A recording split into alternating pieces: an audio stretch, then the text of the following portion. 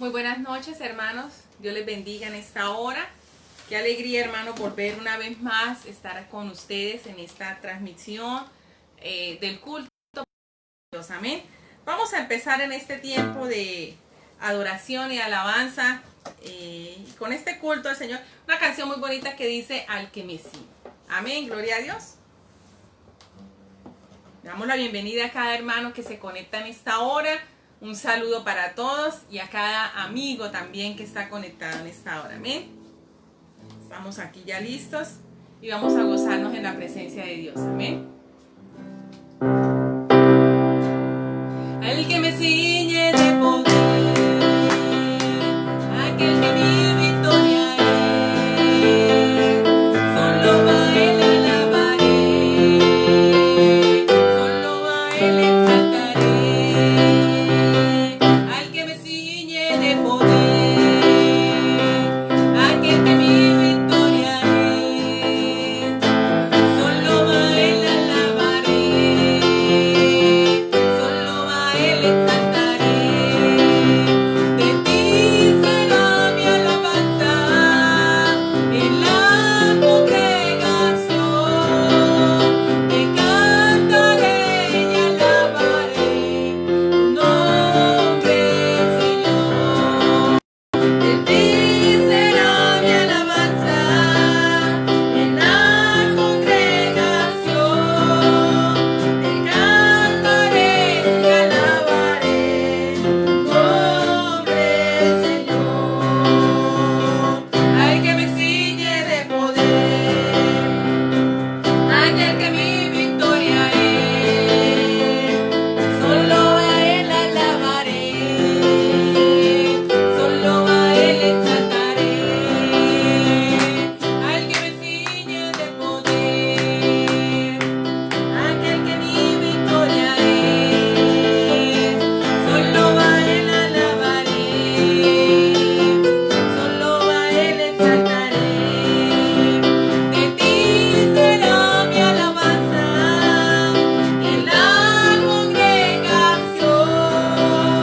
Te cantaré y alabaré tu nombre, Señor. De ti será mi alabanza en la congregación. Te cantaré y alabaré tu nombre, Señor. Otra vez. Al que me ciñe de poder, aquel que mi victoria es, solo a él alabaré, solo a él exaltaré.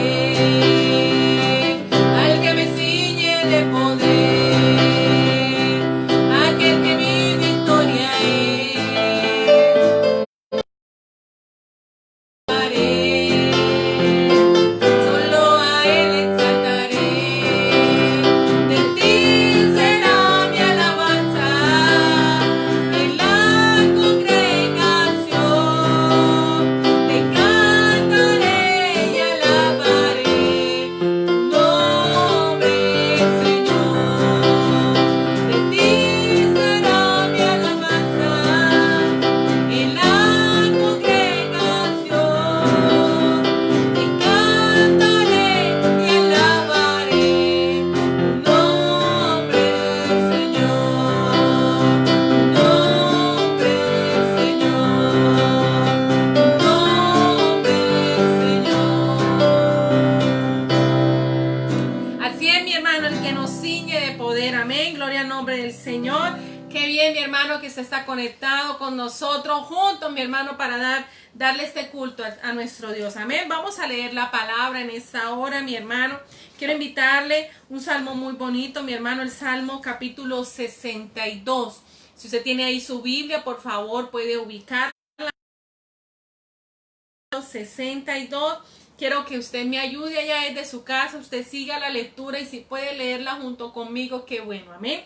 Dice, Dios, el único refugio. Amén. Leemos bajo la bendición del Padre, la bendición del Hijo y la bendición del Espíritu Santo. Amén. En Dios solamente está mi alma, de Él viene mi salvación. Él solamente es mi roca y mi salvación. Es mi refugio, no resbalaré mucho. ¿Hasta cuándo maquinaréis contra un hombre, tratando todos vosotros de aplazarle como pared desplomada y como cerca derribada? Solamente consulta para arrojarle de su grandeza. Aman la mentira, con su boca bendicen, pero maldicen en su corazón. Dice el versículo 5, mi hermano, escúchalo bien. Alma mía, en Dios solamente reposa, porque de Él es mi esperanza. Él solamente es mi roca y mi salvación. Es mi refugio, no resbalaré. En Dios está mi salvación y mi gloria. En Dios está mi roca fuerte y mi refugio. Esperad en Él en todo tiempo, iglesia.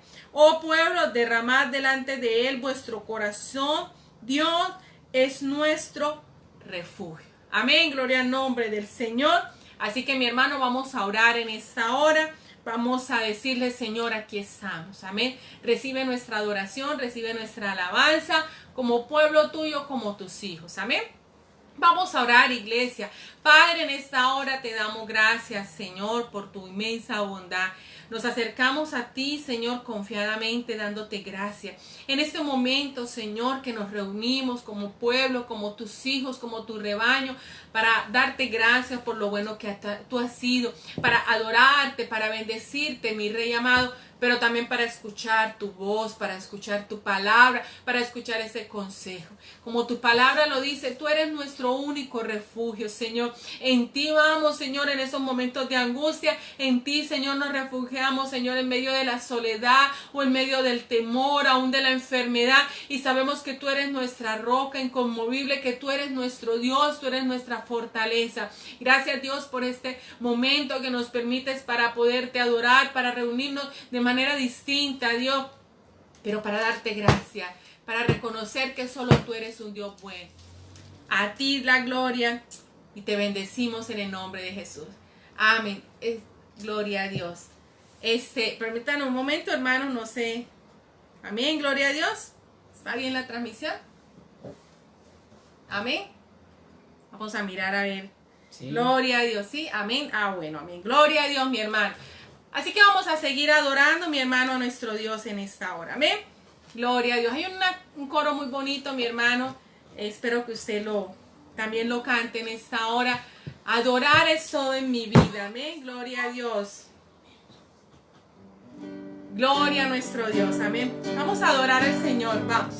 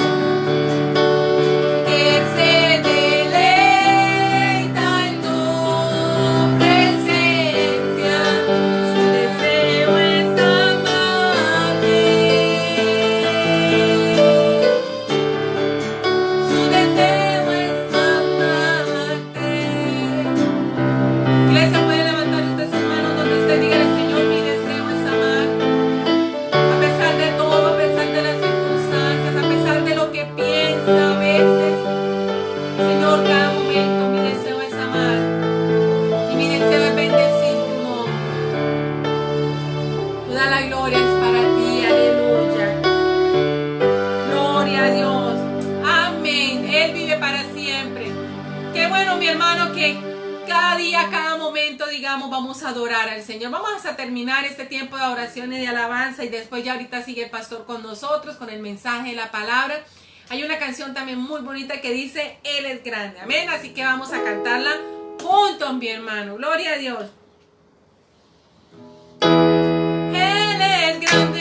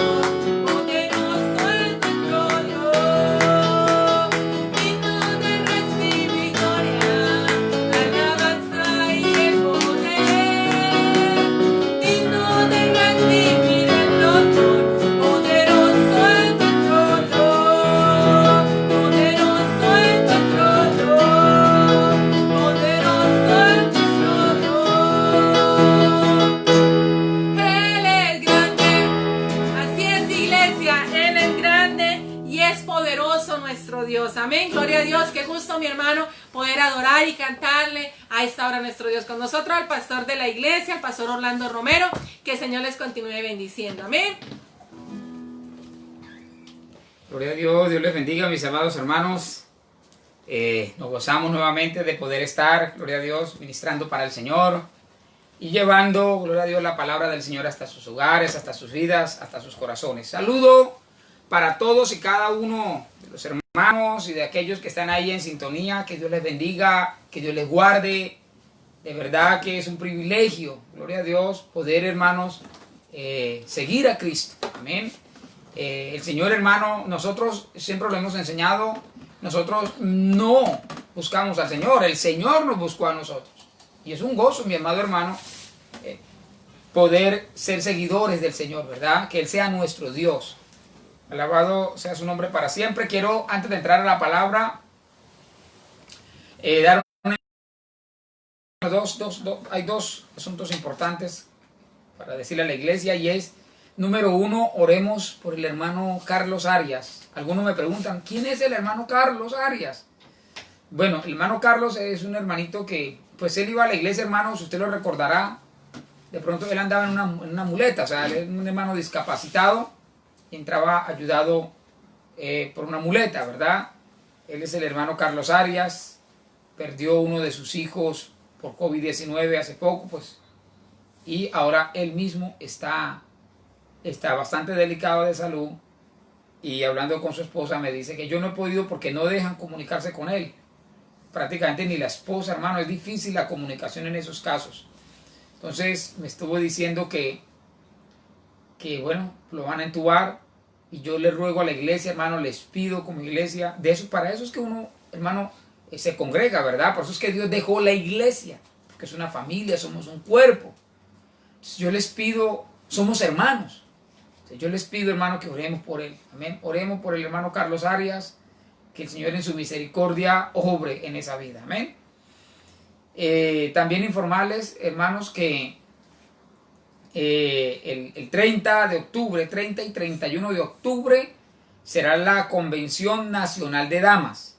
O sea, la organiza la Junta Nacional, ¿sí? La Junta de la obra del movimiento misionero a nivel nacional, la Junta de Oficiales, está organizando la Convención Nacional de Damas. Entonces la van a transmitir, o se va a transmitir, por la página de Facebook y por el canal de YouTube del movimiento misionero. Entonces, para que por favor esté pendiente, hermana. Ahora, hermano, es para damas, pero usted, pastor, ¿y el hombre puede estar ahí oyendo la palabra? Sí, es palabra de Dios. Es palabra de Dios, y claro, hermano, podemos estar, aunque los mensajes van a estar centrados en ellas, ¿verdad? En las hermanas, en las damas.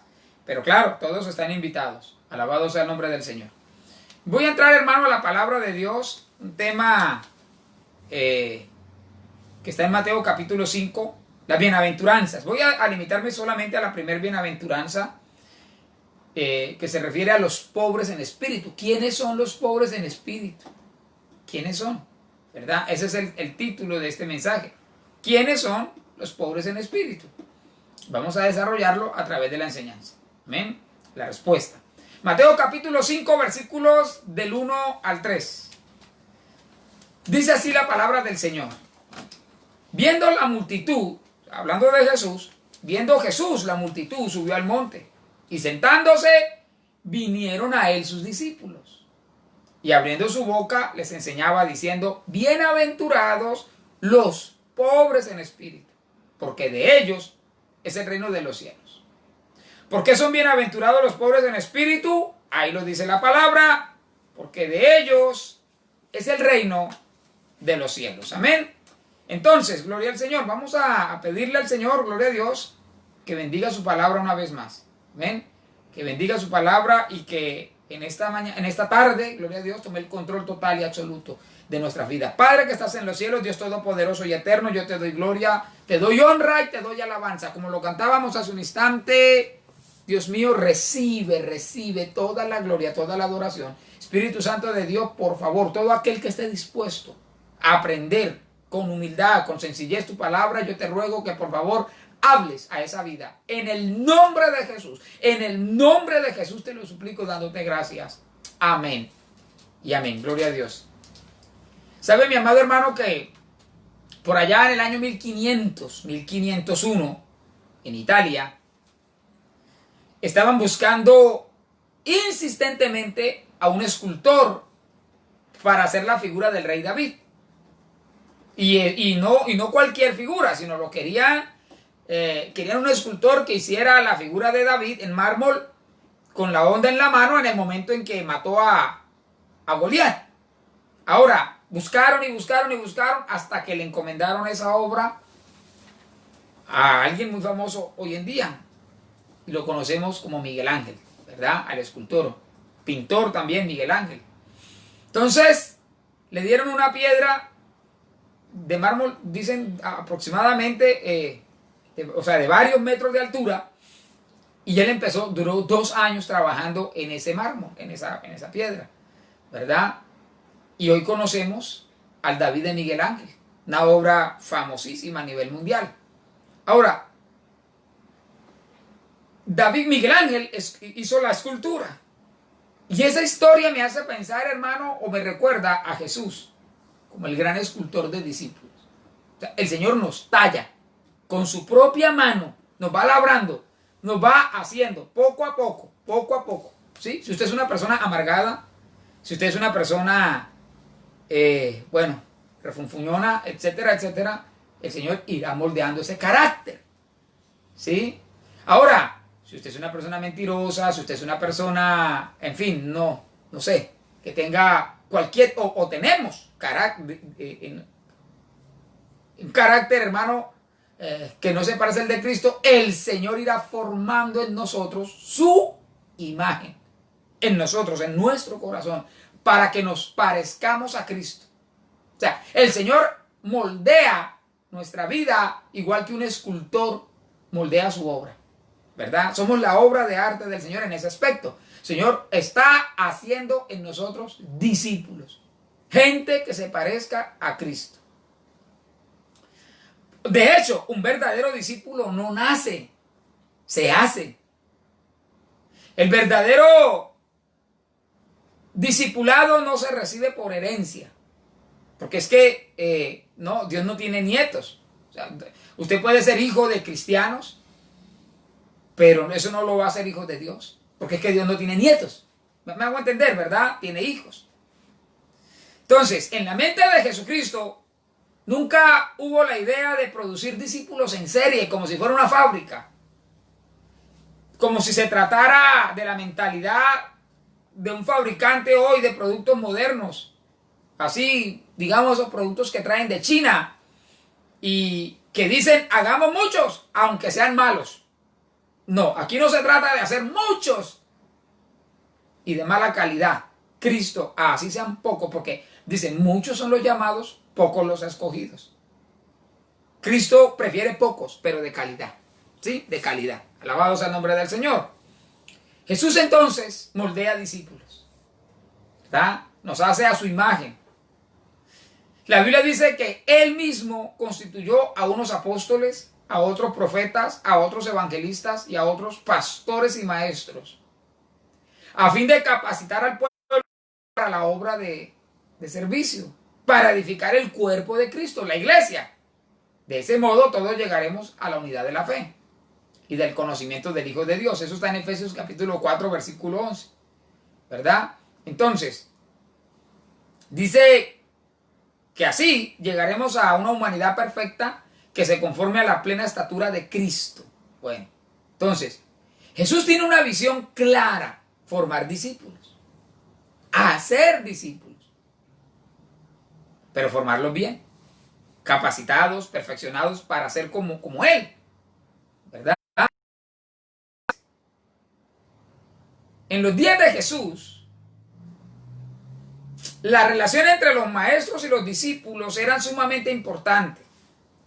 O sea, Jesús era conocido como un maestro, pero eso no era, esa idea de tener un maestro no era algo ajeno a la gente que vivía en la época de Jesús. Eso era normal. De hecho, el apóstol Pablo era discípulo de Gamaliel, uno de los grandes maestros de la época. Juan el Bautista tenía discípulos. Jesús tuvo discípulos y muchos otros. O sea, no eran los únicos. Habían muchos maestros en aquella época. El asunto es que un discípulo obedecía más al maestro que a sus propios papás, a sus propios padres. O sea, así era de importante en aquella época el discipulado o ser discípulo de alguien. Sin embargo, Jesús fue diferente a todos los demás maestros en varios aspectos. A todos los maestros que pudieran existir en esa época, Jesús fue distinto. Por ejemplo, Jesús escogió sus discípulos. En aquella época no. Una persona era la que escogía a su maestro. O sea, el discípulo, el alumno era el que escogía al maestro. Como hacen los estudiantes de hoy en día. Ellos escogen el colegio donde van a estudiar. Pero acá no. Jesús fue quien escogió y nos escogió a nosotros. Repito, nosotros no lo buscamos. Él nos buscó a nosotros. Ahora, igual que el mármol no escogió a Miguel Ángel, ¿sí o no? Tampoco nosotros escogimos a Jesús. Jesús lo dijo, no me escogieron. Es que ahí está. Usted lo puede leer en Juan capítulo 15, versículo 16. Jesús lo dice con claridad, ustedes no me escogieron a mí, sino que yo los escogí a ustedes y los comisioné para que vayan y den fruto. Un fruto que perdure. Así el Padre les dará todo lo que pidan en mi nombre. Juan capítulo 15, versículo 16. Perdón, ustedes no me escogieron a mí, yo os escogí a vosotros. Ahora, otra gran diferencia que había entre todos los maestros de aquella época y Jesús con nosotros es que, escúcheme, la gran diferencia es la relación permanente de Cristo y sus discípulos. O sea, en aquella época los discípulos seguían a sus maestros por algún tiempo y luego ya se separaban de ellos. Aristóteles fue discípulo de Platón, ¿sí? Y era lo normal. Hoy no, en Cristo nosotros,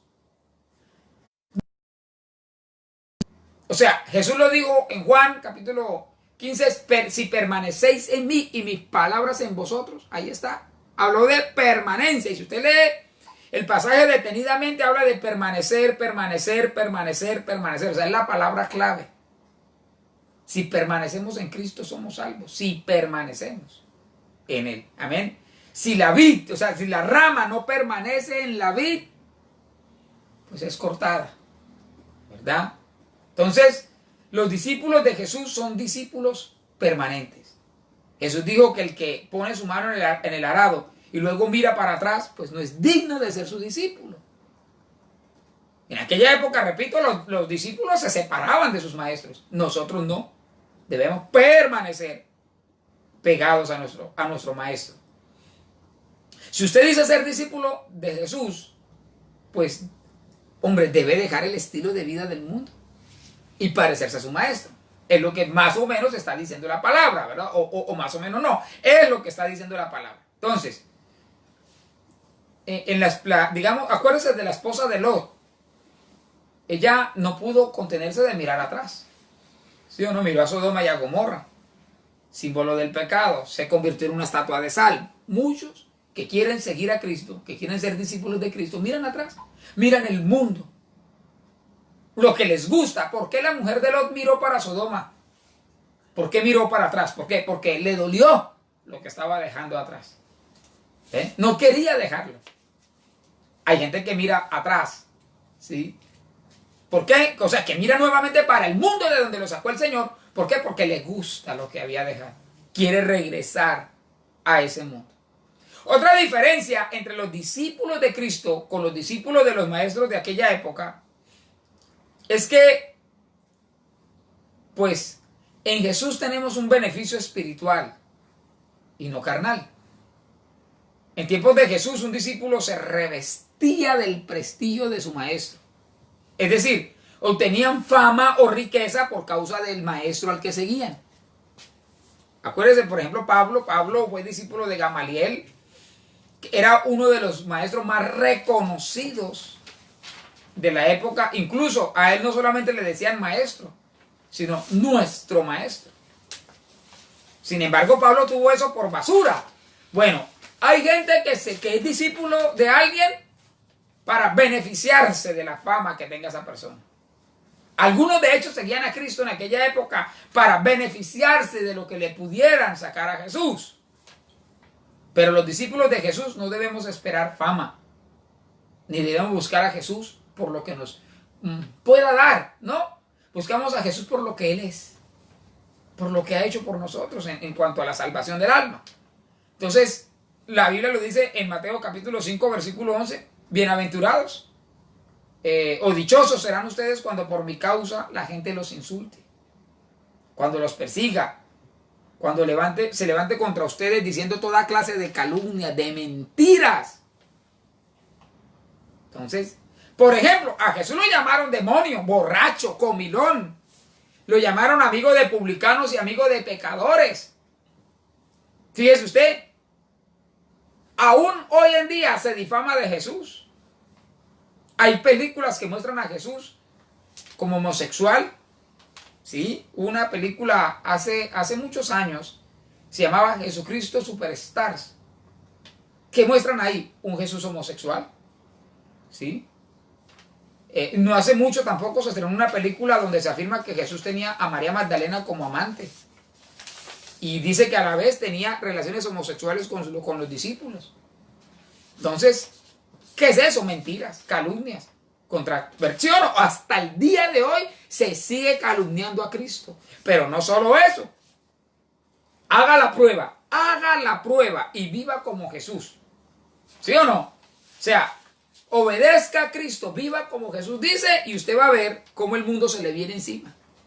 Cómo el mundo se vuelve contra usted. Porque hoy a lo bueno le llaman malo y a lo malo le llaman bueno. Entonces, ser un verdadero cristiano tiene su costo. Muchas veces cuesta la burla y el menosprecio de los demás. Por eso Jesucristo se tomó el tiempo para moldearnos como sus discípulos. Igual que Miguel Ángel con la escultura de David, ¿verdad? El David de Miguel Ángel. Digámoslo metafóricamente, Jesús se toma todo el tiempo que necesite para irnos tallando.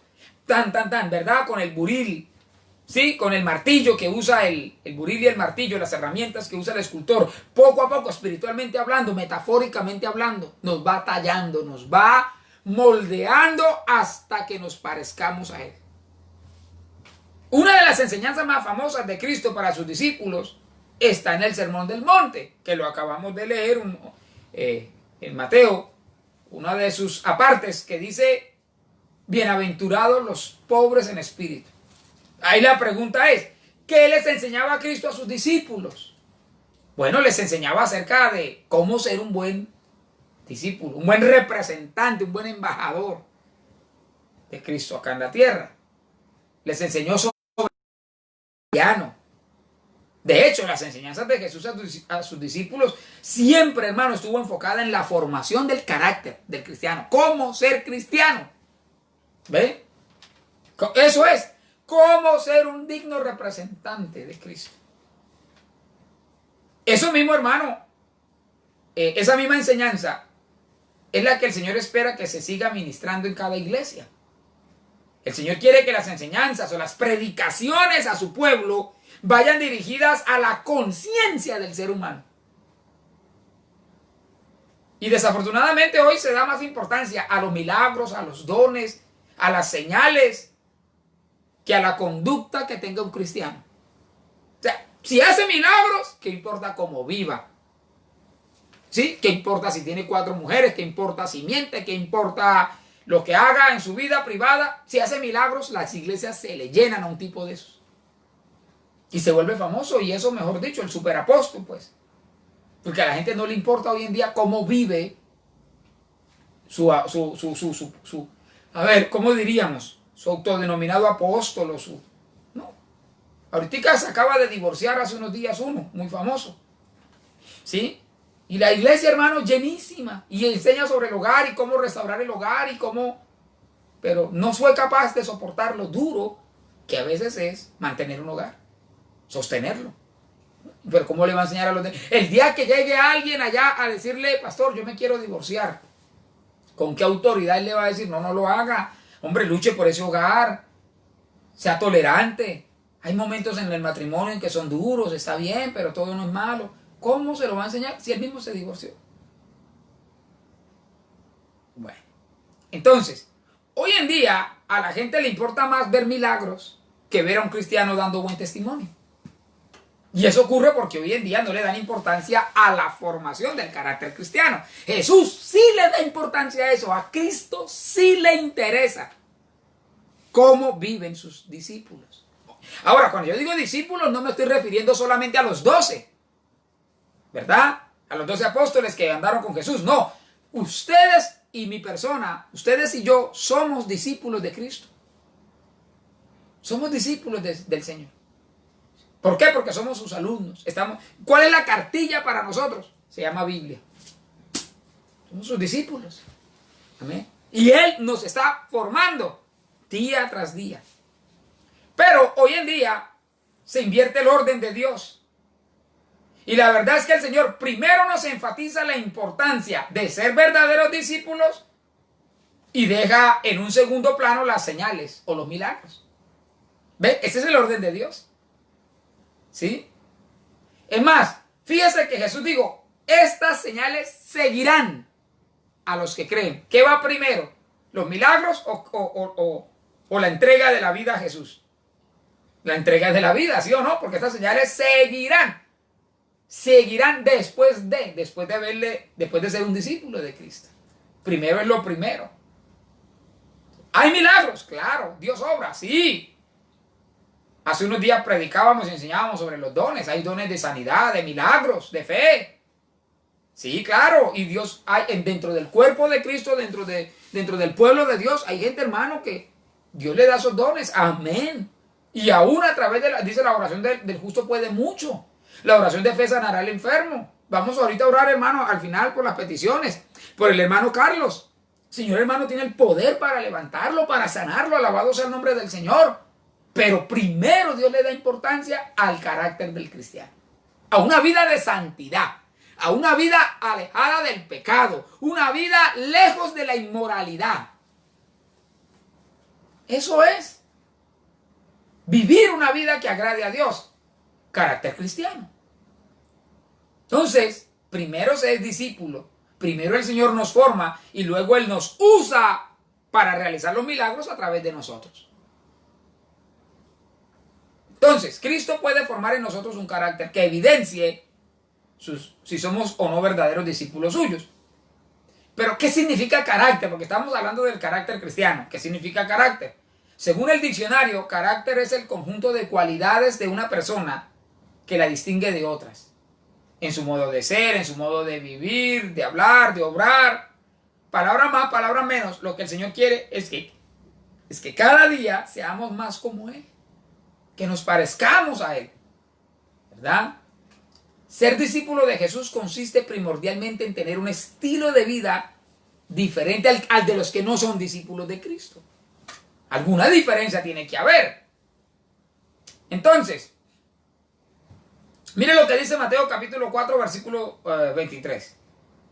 Recorrió Jesús toda Galilea, enseñando en las sinagogas y predicando el evangelio del reino y sanando toda enfermedad y toda dolencia en el pueblo. Y se difundió su fama por toda Siria. Y le trajeron todos los que tenían dolencia, los afligidos por diversas enfermedades y tormentos, los endemoniados, lunáticos, paralíticos, y los sanó. Tenemos un Dios que sana. Pero luego dice, versículo 25, y le siguió mucha gente, de Galilea, de Decápolis, de Jerusalén, de Judea y del otro lado del Jordán. Entonces, ¿qué está diciendo la Biblia? Que la fama de Jesús se extendió, bueno, por todas partes, alrededor donde él vivía, ¿verdad? Dice que tenía muchos seguidores que querían escuchar lo que él enseñaba, lo que él decía.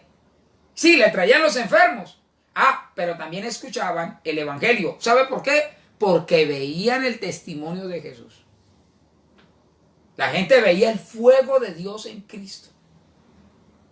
Ese es el contexto que se desarrolla en el Sermón del Monte. Había miles de personas oyendo, miles.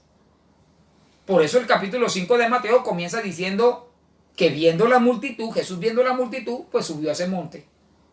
Y aprovechó que la gente lo seguía. ¿Para qué? Para enseñarles. ¿Ve? Para enseñarles. Eran muchas las personas que seguían a Cristo. Sin embargo, hay que aclarar que todos no eran verdaderos discípulos. Todos no. Algunos simplemente son seguidores. Y otros son discípulos. El seguidor, el simple seguidor, va por lo que puede encontrar. O sea, por lo que puede sacar. Va por las emociones. Va simplemente para recibir un milagrito y chao. Si te he visto, no te conozco. El seguidor, cuando ve el peligro, adiós al amigo. ¿Sí? El simple seguidor. Pero el discípulo entrega la vida por Cristo. El discípulo, hermano, no es un simple seguidor. Mire, el seguidor es de los que va el domingo o el jueves. Y dice, Hosanna al hijo de David, Hosanna. El domingo de Ramos, eso mejor dicho, el domingo. Pero el jueves está gritando, crucifíquele, crucifíquele, suelten a Barrabás, suelten a Barrabás. Eso hace el seguidor. Pero el discípulo se mantiene firme. Amén. Entrega su vida, se compromete, se involucra. Entonces, allá cuando Jesús dio el Sermón del Monte, algunos estaban ahí de cuerpo presente. Solamente, no más, de mero cuerpo, pero su alma y su pensamiento estaban en otro lado. Algunos estaban ahí para recibir un milagro y ya. No les interesaba más nada del Señor. Pero otros realmente eran discípulos de Cristo. Querían oír realmente la enseñanza del Evangelio. A esos discípulos es a los que Jesucristo les dirigió el Sermón del Monte. Le habló a todos, pero Jesús sabía quiénes realmente eran sus discípulos y quería formarlos. El Sermón del Monte está dirigido a los verdaderos discípulos de Cristo, no a simples seguidores, no a la multitud. ¿Amén?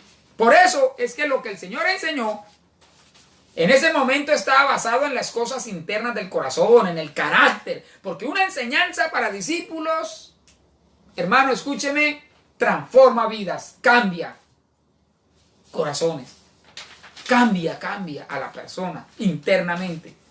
Entonces, fíjese otra vez lo que dice Mateo capítulo 5 versículo 1 y al 3. Dice, viendo la multitud, el Señor, Jesús, subió al monte y sentándose, se sentó porque así era como enseñaban los maestros en aquella época, sentados. Y sentándose vinieron a él sus discípulos. Le acercaron porque querían estar cerca para escuchar mejor. Y abriendo su boca, versículo 2, y abriendo su boca les enseñaba. ¿Qué hizo Jesús? Enseñar. Enseñarles. ¿Qué trato de hacer en este momento? Enseñarles, hermanos. Lo mismo, enseñarles. Les enseñaba. ¿A quién le enseñaba? Ya lo dijimos, a los discípulos. ¿Qué les enseñaba? A vivir en santidad. Alabado sea el nombre del Señor. A vivir en santidad, hermano. Por eso Jesús les dice, miren lo que les dice. Y es más, voy rápidamente. Dice, bienaventurados los pobres en espíritu. Una, ¿sí o no?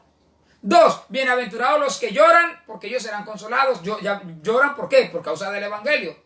Tres, bienaventurados los humildes. ¿Sí o no?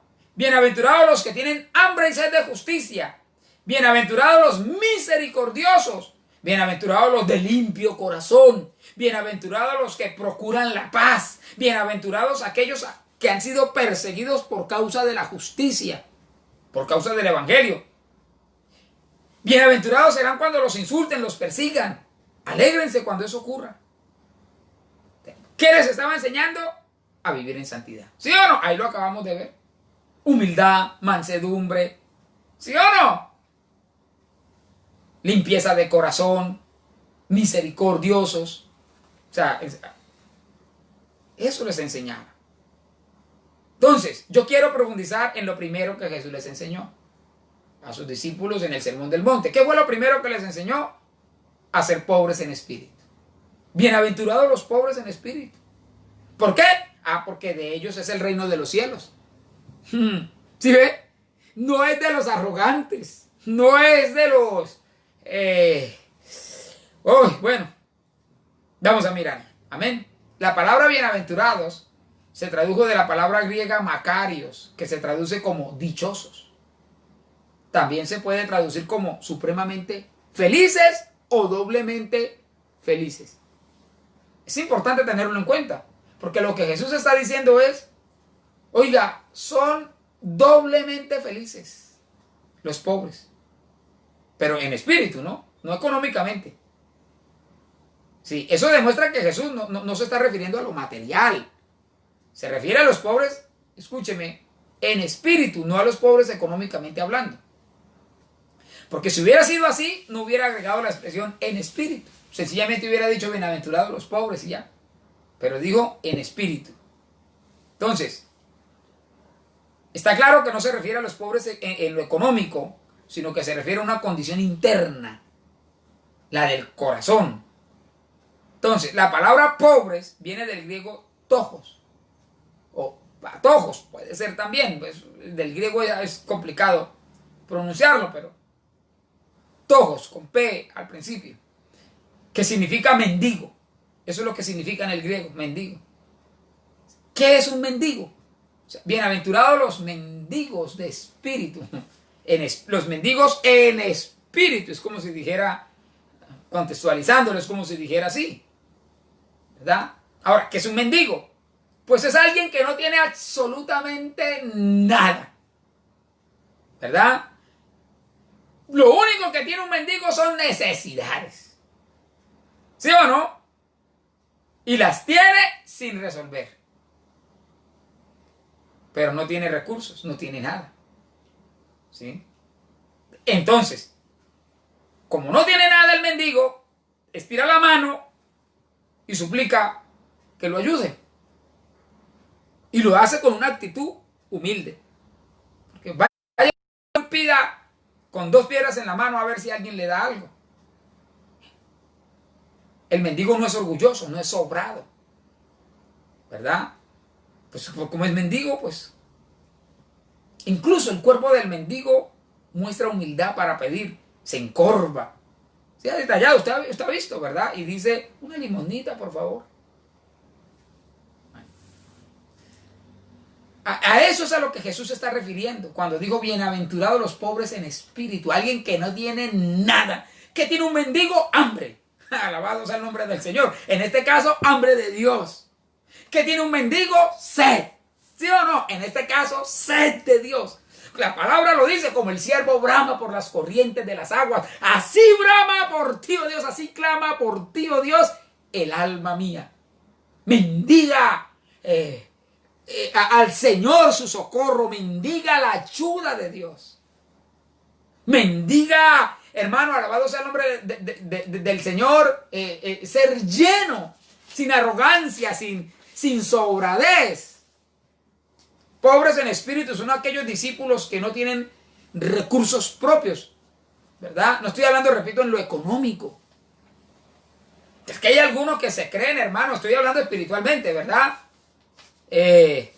Algunos hermanos que creen que por ellos mismos es que logran las cosas. No, mi amado hermano, pobre en espíritu, escúcheme, son los que reconocemos que por nosotros mismos nunca llegaremos a ser salvos, nunca. Por lo tanto, un pobre en espíritu tiene que pedir urgentemente la ayuda de Dios. Urgente. Los pobres en espíritu reconocemos que no tenemos nada. Manos vacías. No tenemos nada para impresionar a Dios. Nada. Reconocemos que tenemos manos, repito, vacías, y que si algo Dios pone en nuestras manos es por pura misericordia y compasión. Lo único que tenemos los pobres en espíritu, hermano, para ofrecer a Dios es una vida rendida a Él. Por eso un pobre en espíritu es el que está dispuesto a convertirse en esclavo del Señor. ¿Bien? Un pobre en espíritu es el que reconoce su necesidad espiritual. Es el que reconoce su dependencia total y absoluta de Dios. De otra manera, si no fuera así, hermano, si alguien no reconoce eso, no puede ser discípulo de Cristo. De hecho, la primera característica de un discípulo de Jesús es que sea pobre en espíritu. Mire, por eso le arrancó diciendo así, bienaventurados los pobres en espíritu. O sea, los humildes, los que no son orgullosos, los que no se jactan de que yo sí tengo. ¿Tengo qué? Tengo el poder. Tengo, mejor dicho, yo sí soy pues el gallo que más canta en el gallinero. La base para recibir el socorro de Dios en cualquier necesidad que usted tenga, pues debe ser, hermano, rogada, suplicada con humildad, con la actitud de un pobre en espíritu. Lo que pasa es que hoy en día, pues usted ve que los predicadores del éxito y de la prosperidad, o sea, son esos motivadores personales, enseñan todo lo contrario. Ellos no le ruegan a Dios por ayuda, ellos le exigen a Dios su ayuda. Le dan órdenes a Dios. Qué diferente, ¿sí o no? Es totalmente lo contrario a lo que Jesús enseñó. Entonces, vamos a mirar rápidamente a algunos hombres en la Biblia que sabían lo que significaba ser pobres en espíritu. Por ejemplo, el rey Josafat, en 2 de Crónicas 20, versículos del 11 al 15. En aquella época Israel estaba rodeada por un ejército enemigo numeroso. Muchos, varios ejércitos se aliaron e iban a destruir a Israel. Entonces Josafat se humilla. Era un hombre pobre en espíritu, ¿verdad? Espiritualmente. Y dice, he aquí ellos nos dan el pago viniendo a arrojarnos de la heredad que tú nos diste en posesión. Y ruega, oh Dios nuestro, no los juzgarás tú, porque en nosotros no hay fuerza contra tan grande multitud que viene contra nosotros. No sabemos qué hacer. Y aquí volvemos nuestros ojos. Ahí está. No sabemos qué hacer. ¿Sí? No sabemos qué hacer. ¿Qué nos toca en estos casos? Rogar la misericordia y la compasión de Dios. ¿Sí? Dice el versículo 13, y toda Judá estaba en pie delante de Jehová con sus niños y sus mujeres y sus hijos. Y estaba ahí Jesaiel, hijo de Zacarías, hijo de Benaía. 15, y dijo, oíd. El Espíritu de Jehová en medio de la reunión dijo, oíd, Judá todo y vosotros moradores de Jerusalén, y tú rey Josafat. Jehová os dice así, no teman ni se amedrenten delante de esta multitud tan grande, porque no es suya la guerra, sino de Dios. Ahí está. ¿Está pasando usted por alguna situación difícil? ¿Por algún momento duro en su vida? Hermano, escúcheme, no tema ni se amedrante. ¿Por qué? Porque no es suya la guerra, sino de Dios. Él le ayudará, Él le socorrerá, pero se necesita humildad, ¿verdad? Ser pobre en espíritu para reconocer nuestra necesidad de Él. Entonces, Josafat no podía hacer nada con sus propias fuerzas, pero había depositado su confianza en Dios. Igualmente nosotros, cuando no sabemos qué hacer, o cuando no sabemos, hermano, podemos. Puede que sepamos, pero ¿y si no podemos? Entonces, ¿qué podemos hacer en ese momento? Refugiarnos en Cristo. Algunos se refugian desafortunadamente en el licor, en las drogas, en el trabajo, en fin, pero debemos esperar a que Dios pelee por nosotros. Otro ejemplo es el de Salomón. Tuvo una actitud de pobreza y de dependencia de Dios en un momento de su vida. El Señor, hermano, se le aparece en sueños y le dice, pídame lo que quiera. Y él pidió, hermano, escúcheme, un corazón sabio, entendido en las cosas de Dios para dirigir al pueblo. Eso, hermano, es reconocer que somos débiles, que dependemos de Dios. Él se limitó a pedir un corazón entendido, discernimiento para gobernar al pueblo tan numeroso que iba a dirigir. Entonces, hermanos, un verdadero discípulo depende de Dios. Cuando usted busca trabajo y presenta su hoja de vida, generalmente las empresas tienen un departamento de recursos humanos, ¿verdad? Y ellos deciden si contratan o no contratan sus servicios. ¿Por qué? Porque, bueno, en el mundo es necesario enfatizar los logros. Sí. Usted en su hoja de vida tiene que decir que ha hecho, que, bueno, es el mejor en su área, el más experto, no sé qué, cuántos años de experiencia en esa área. Pero con Jesús no es así. Mire, a Cristo no le importó nuestro pasado. Es más, no le importa nuestro pasado, a Él le importa nuestro presente. Nadie hubiera llamado a los discípulos que Cristo llamó. Mire, hermano, si se tratara de grandes virtudes, a mí nunca me hubiera puesto el Señor de pastor, nunca. Yo creo que yo hubiera sido el último que hubiera escogido. Si se tratara, hermano, mejor dicho, hermano, el Señor recluta a sus filas discípulos que ni yo creo que ninguno de nosotros lo haría. El Señor sí lo hace. A nosotros el requisito que se nos pide es que seamos pobres en espíritu, no más. David es otro ejemplo, claro, y esa es la condición para tener fe, porque a alguien, hermano, arrogante, ¿qué fe va a tener? O sea, alguien sobrado en espíritu no necesita de Dios. O sea, él considera que no necesita a Dios. David, aunque era rey, también reconocía la dependencia que tenía de Dios.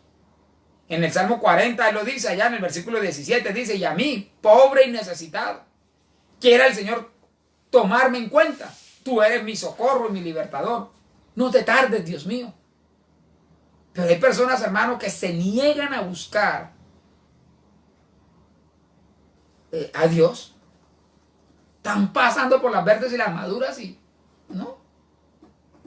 Mire, el verdadero discípulo no es orgulloso.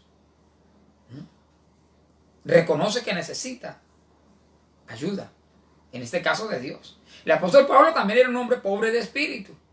Reconocía su pobreza espiritual. Allá en segunda de Crónicas 12, de Corintios dice, capítulo 12, versículo 8, veo la nueva versión internacional, dice, 3 veces le rogué al Señor que me quitaras, pero Él me dijo, te basta con mi gracia, pues mi poder se perfecciona en la debilidad. Por lo tanto, gustosamente haré más bien alarde de mis debilidades para que permanezca sobre mí el poder de Cristo. Fíjese usted. ¿De qué se alardeaba? De sus debilidades. Pero hoy la gente se alardea de su fortaleza. ¿Sí? Hoy, hermano, la gente pelea por cualquier cosa, ¿no? Que hay peleas de vecinos que porque al barrio o al conjunto donde viven no le dijeron que era conjunto. El tal conjunto, entonces, y por eso pelean. Por el nombre del barrio o el nombre de cosas sin sentido. Entonces, mire, hermano, Pablo dice que se gozaba en sus debilidades porque muestra la supremacía de Cristo. En Apocalipsis Jesús se dirige a una de las iglesias, a la iglesia de la Odisea, y mire lo que le dice a los de la iglesia de la Odisea. Yo conozco tus obras, que ni eres frío ni caliente. Ojalá fuera frío o caliente, pero por cuanto eres tibio y no frío ni caliente, te vomitaré de mi boca. Porque tú dices, yo soy rico y me he enriquecido, y de ninguna cosa tengo necesidad. Y mire lo que le dice el Señor, pero no sabes que tú eres desventurado, miserable, pobre, ciego y desnudo. Padre del cielo. ¿Qué sucedió para que ellos fueran tibios? Sencillo. Que confiaban en sus logros, en sus riquezas, en sus posesiones. Por eso decían, yo soy rico, no me hace falta nada, decía esa iglesia. ¿Qué mostraban ahí? Orgullo, autosuficiencia. Pero sin embargo Dios los llamó miserables, ciegos, desventurados, desnudos. Eso le dice Dios a todo aquel que no es pobre en espíritu, a los sobrados en espíritu.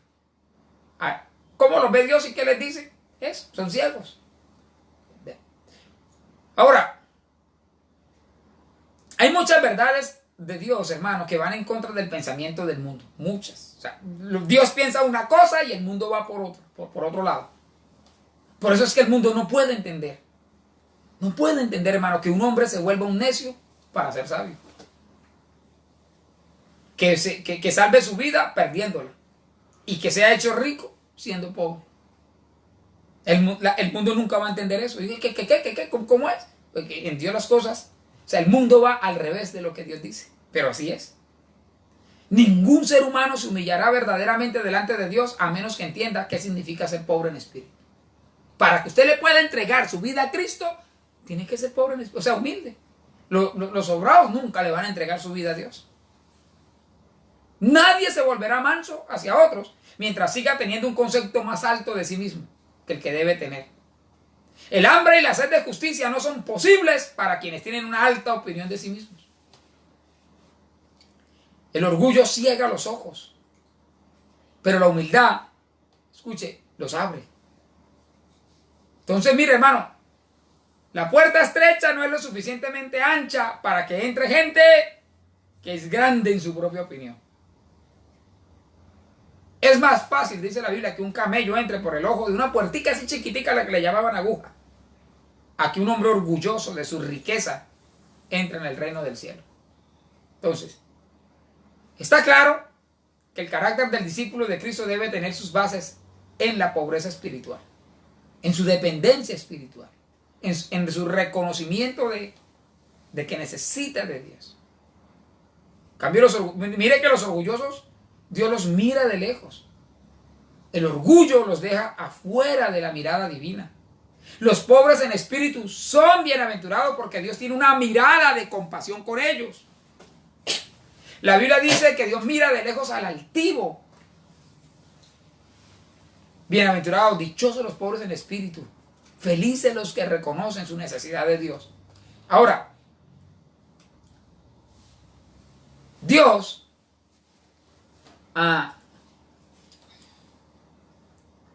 pone su mirada primero, no en la pureza espiritual, escúchelo bien.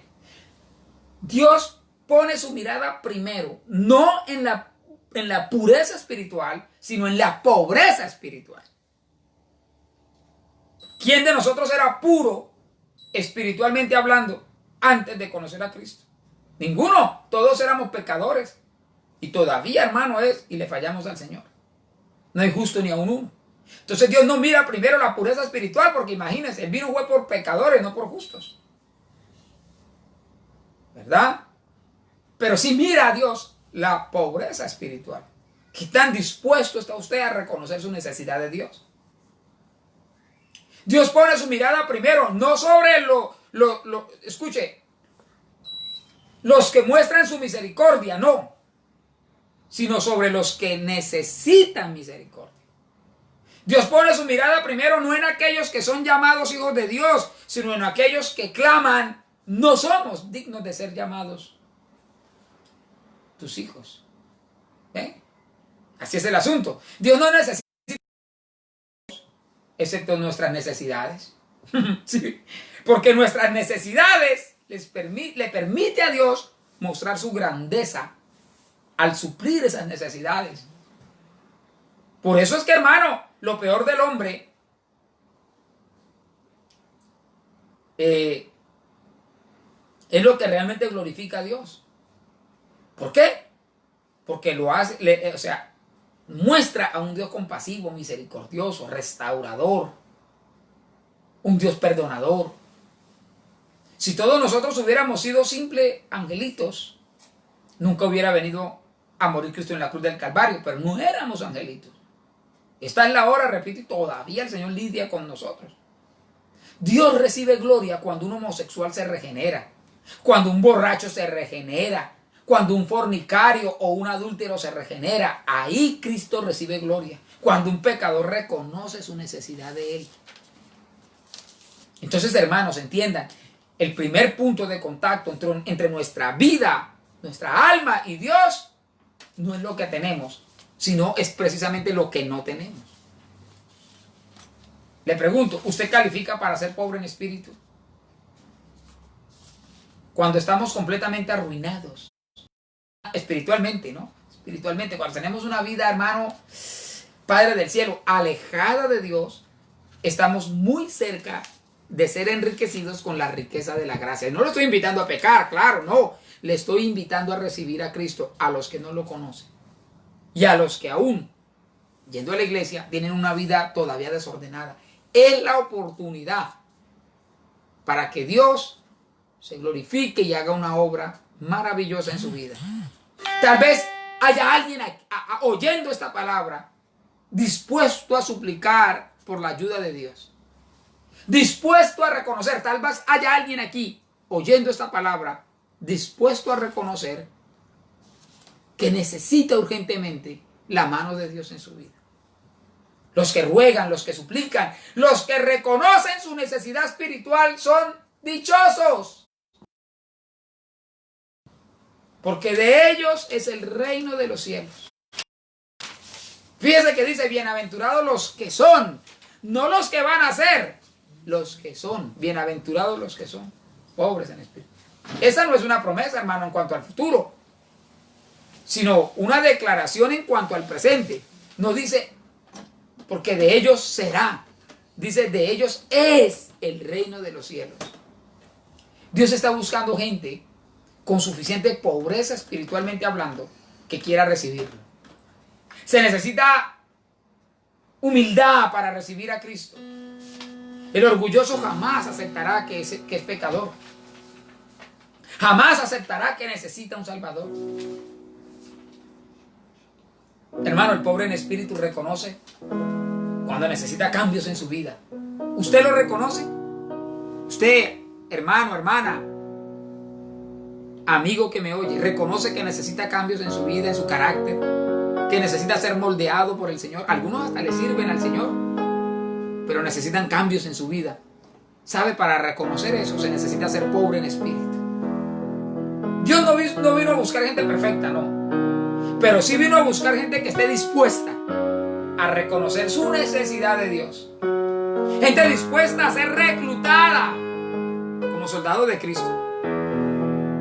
En la cueva de Adulán, David fue hecho jefe de gente afligida, endeudada, incluso gente amargada de espíritu. Lea la Biblia y verá. Pero Dios formó con esa clase de personas un ejército de soldados valientes, soldados que derrotaron gigantes. Amigo, Dios está dispuesto a ser Dios de todos los afligidos y de todos los que están endeudados. Está dispuesto a ser el Dios de todos los que se hallan en amargura de espíritu y transformar esas vidas, cambiarlas. A Cristo no le da vergüenza que le digan: oiga, Él es Dios de pecadores, a los pecadores recibe y con ellos come. No, porque Él no vino a buscar justos, sino pecadores. A Él no le da vergüenza que por causa de nuestro pasado pecaminoso lo señalen y le digan que Él es amigo de publicanos y de pecadores. Eso éramos antes. Misericordia, Él nos está formando, nos está tallando, como el escultor hace con la piedra de mármol hasta que forma una imagen, una figura. Así hace el Señor con nosotros, formándonos a su imagen. El Señor, por amor a nosotros, se hizo pobre siendo rico. ¿Cuánto más nosotros, hermanos? ¿Por qué no reconocer nuestra pobreza en lugar de seguir creyéndonos sobrados? ¿Habrá alguien escuchando dispuesto a reconocer su pobreza espiritual? El que se cree justo no valora el perdón. Así haya costado la sangre de Jesús. Pero tal vez haya alguno oyendo. Tal vez haya alguno oyendo esta palabra dispuesto a reconocer que necesita total y absolutamente la intervención de Dios en su vida. Que necesita del amor divino. Es uno que pide a gritos un abrazo de Dios. ¿Habrá alguno? Jesús envió a los pobres en espíritu para llevarnos a casa. Por eso, de nosotros, los pobres, hermano, en espíritu, es el reino de los cielos. Tenemos un hogar a su lado. ¿Cómo no vamos a ser dichosos, felices, bienaventurados? Si tenemos hambre de Dios, sed de Dios. Queremos el amor de Dios. Necesitamos de su amor, de su compasión, de su perdón. ¿Habrá alguien escuchando que tenga hambre de la palabra? Que tenga sed de Dios, que quiera acalentarse en el fuego de Dios. ¿Habrá alguno? Un día todas las personas se darán cuenta que los más ricos, los más felices, los verdaderos reyes, los más poderosos, no fueron los Alejandro Magnos, los Napoleones, los Césares, sino aquellos que fueron semejantes a Cristo. Esos fueron los verdaderos ricos. No Ardilalule, no Santo Domingo. Los verdaderos ricos fueron los que aceptaron a Jesucristo como Señor y Salvador de su vida y reconocieron su pobreza, su necesidad de Dios. Tal vez nosotros lloremos hoy y otros rían, pero mire, porque la Biblia dice: bienaventurados los que lloran, porque ellos recibirán consolación. Primero dice: bienaventurados los pobres en espíritu, y luego dice: bienaventurados los que lloran. Ah, escúcheme esto, pero ¿quiénes serán consolados? Porque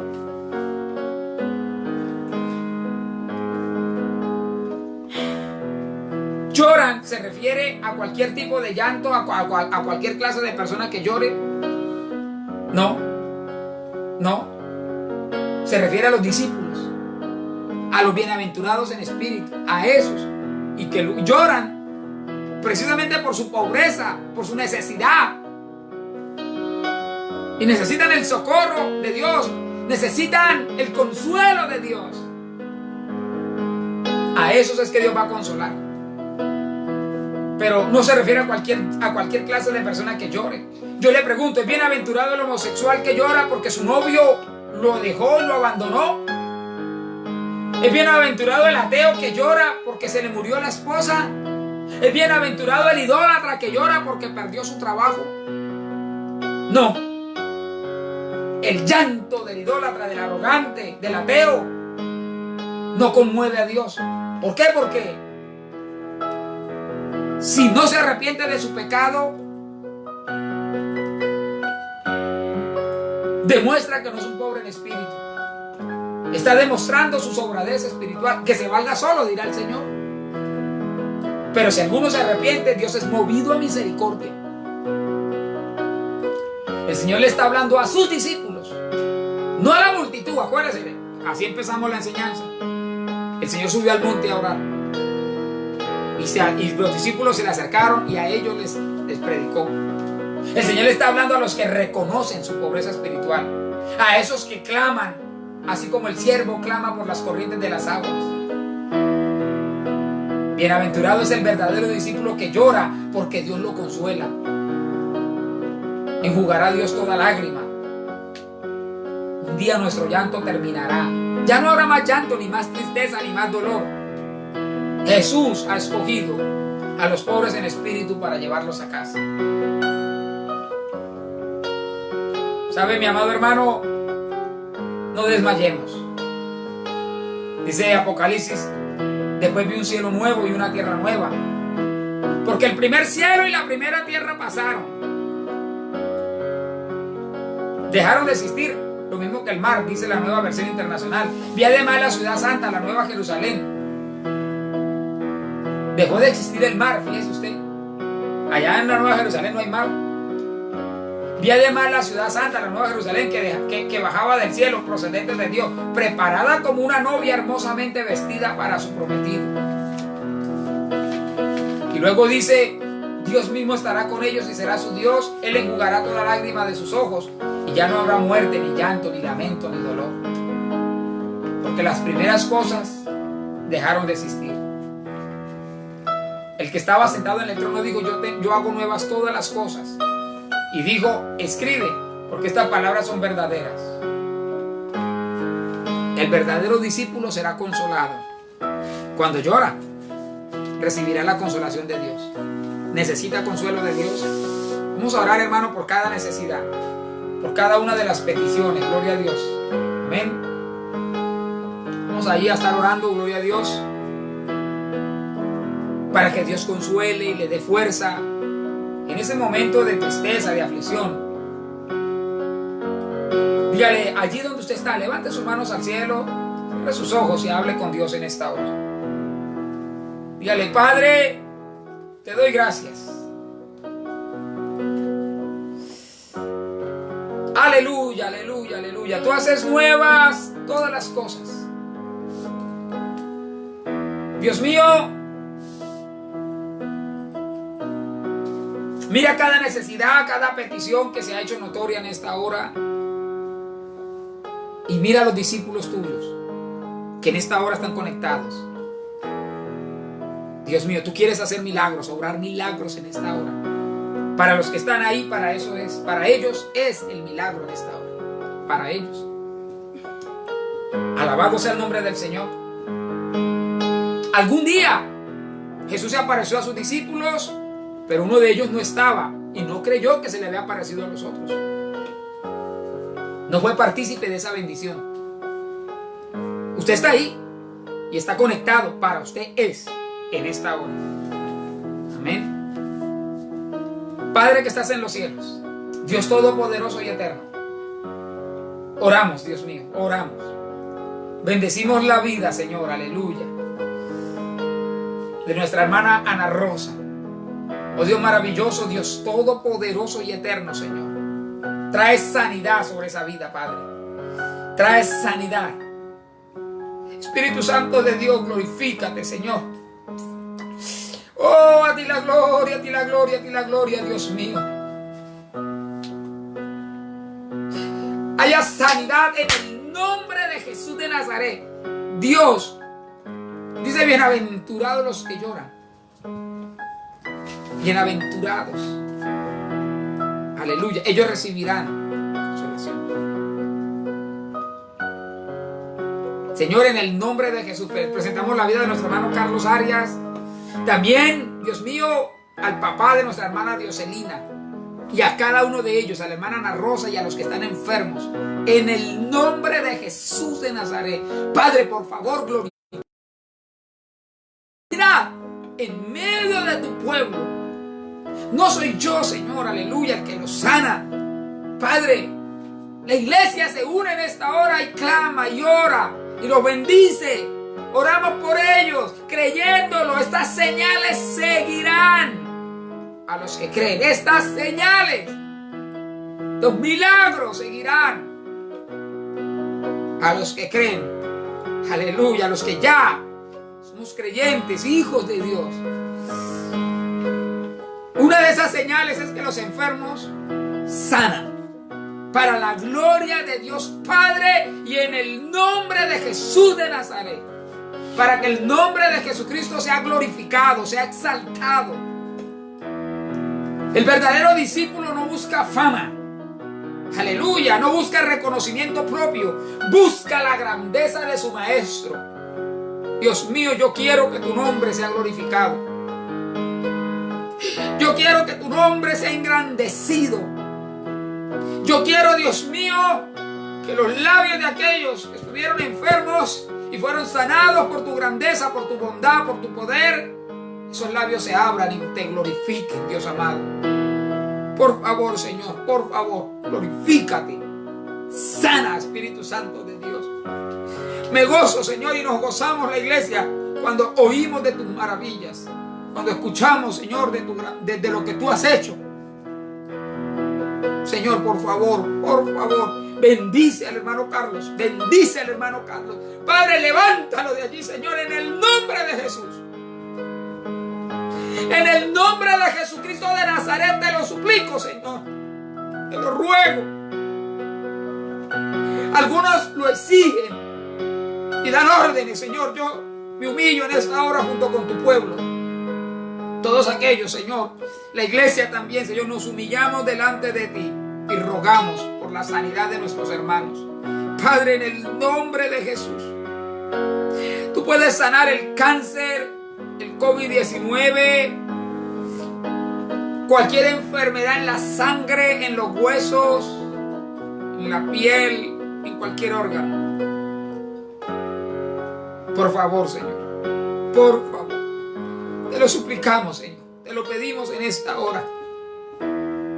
Para que muchos sean ganados, Señor. Aleluya, aleluya, aleluya. Gracias te damos, Padre. En el nombre de Jesús. En el nombre precioso de Jesús. Amén, Señor. Y amén. Aleluya. Gloria a Dios. Dios me les bendiga, mis amados hermanos. Qué lindo es Dios. Qué hermosa es su palabra, ¿verdad? Porque aprendemos cada día de Él. Recordarles rápidamente, mi amado hermano, que hay Convención Nacional de Damas el próximo 30 y 31 de este mes, 30 y 31 de octubre. Por las redes sociales se va a transmitir. Yo mandé un audio al grupo de la iglesia. Y ahí están los horarios y en fin, ¿verdad? Creo que en la jornada de la mañana y de la tarde. Y están los predicadores invitados y todo. Entonces ahí está, hermano, la invitación cordial para la convención virtual, ¿verdad? Porque se hace de manera virtual. Obviamente por el COVID-19 no se puede aglomerar gente. Entonces se va a hacer virtual. También, hermanos, recordarles que si Dios lo permite, el próximo 1 de noviembre, estaremos ya en el templo. Estaremos haciendo los cultos de manera presencial. El 1 de noviembre. Hay un aforo, no más del 30%, 35% de la capacidad del templo. Entonces guardaremos todas las normas que haya que guardar, todas las normas de seguridad, pero estaremos haciendo el culto ya presencial. Es decir, que hoy es, a ver, ¿cómo le digo? La transmisión hoy es la penúltima, antepenúltima. Bueno, yo nunca fui bueno en matemáticas, pero es así, ¿verdad? En español. En español, sí, bueno, sí.